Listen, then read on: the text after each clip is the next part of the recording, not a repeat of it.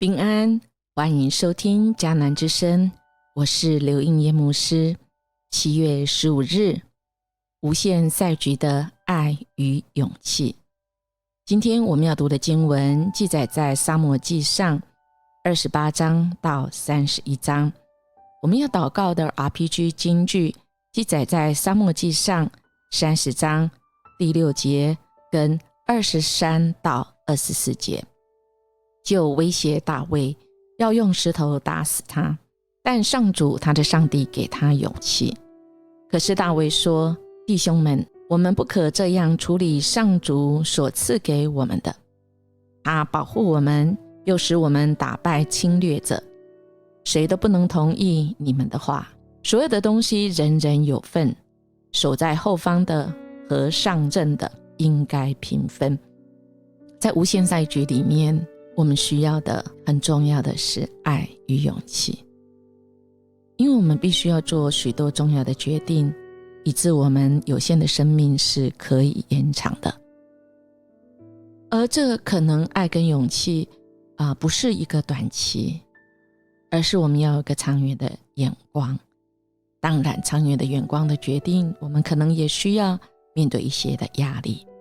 在2001年9月1号，帕克美西航空新任的执行长就任10天之后，911事件发生，许多的企业都受到影响，但航空业受到的冲击最为严重。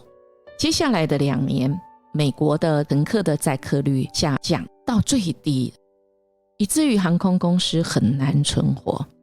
帕克他必须要来做一些纾困的贷款，而在这样的会议里面，他很希望是能够顺利，但他觉得很沮丧，可能面对许多的困难。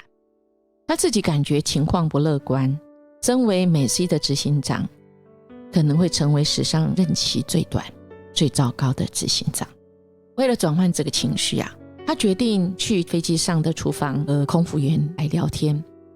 于是他第一个遇到的就是玛丽。玛丽是一位优秀的空服员，工作就是他的一切。他为航空公司工作，但公司正在承受产业的冲击而陷入危机。这不是玛丽的错。他这样说道，我不能让航空公司倒闭，因为她是上班族单亲的妈妈。如果公司倒闭，她的生活也会受到剧烈的影响。亲爱的弟兄姐妹，当我们遇到让我们很错愕，或许我们的脑筋会突然像断了线一样，一切都是归于零，也归于空。当这个执行长听到玛丽所说的这段话，其实他心理冲击是非常大。在他遇到玛丽之前，避免公司倒闭对帕克来说是一个业务解决赎资的问题，让公司继续经营下去，这是关于如何管理资源，就是一份工作。但他遇到玛丽之后，玛丽告诉他的这一番话，这个变成是一项个人的使命，甚至于群体的使命，是个人的意志力，也是群体的意志力。帕克他这样说，投入比自己更大的使命会驱使我们做到只为自己的利益时无法比自己更重要的事情而努力的感觉，充满斗志，帮助公司取得前所未有的需要的这种成功。这不是为了他个人的荣耀，而是要为了别人，而这个让他们觉得很起劲，而这个其实就是一个愿景。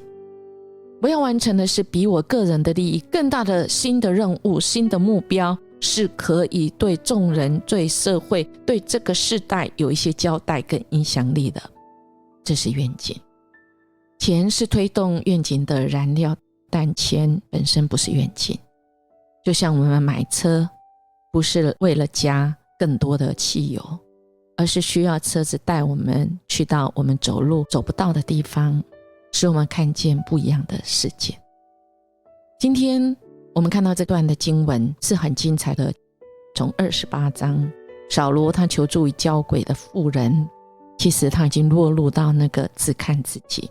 他明明知道不能交鬼，而他很想要招撒母耳的阴魂上来，但是那个结果让他更是失魂落魄。到第29章，大卫得免与以色列人来对敌，因为种种的因素，大卫随从亚吉加入非利士的阵营。大卫不被非利士众首领来接纳，亚吉被迫命大卫等人回非利士地去，这个都有神的手在当中。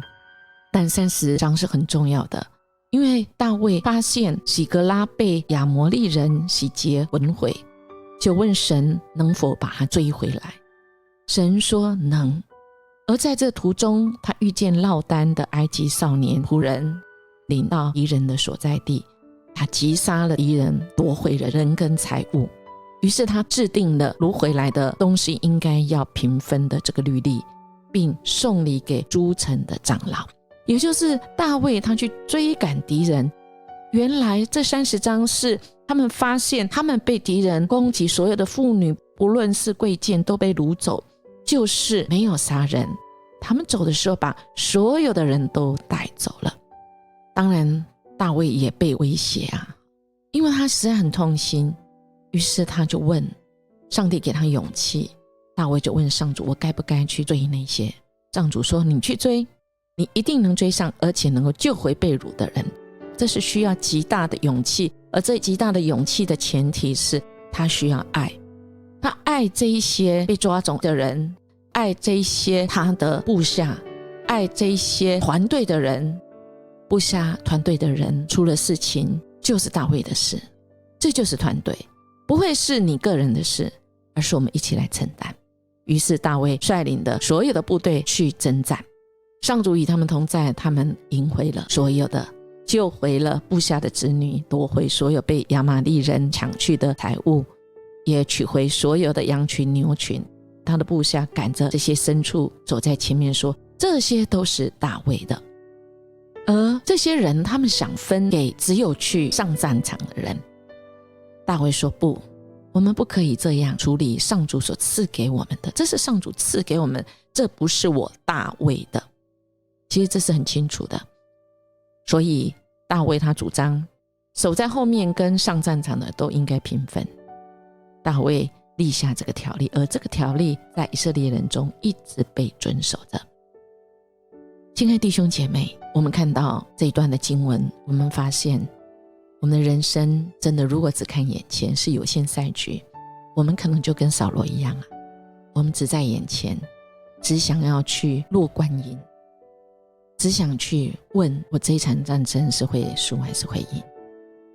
但大卫呢，他可以为了爱人爱部下，原来没有勇气的，主给他勇气。我们如果想要去爱人，真的需要勇气，因为有可能我们会受伤，但我们的主会给我们勇气，更会给我们眼光，使我们看到是什么是无限赛局所重要的，怎么样从神的眼光看，所有我们拥有的一切其实都是上主给我们的，其实那个所有权都是上主的。我们能主张什么呢？我们好不好来默想爱与勇气，看见上帝给的使命。我们正走在使命的哪个阶段呢？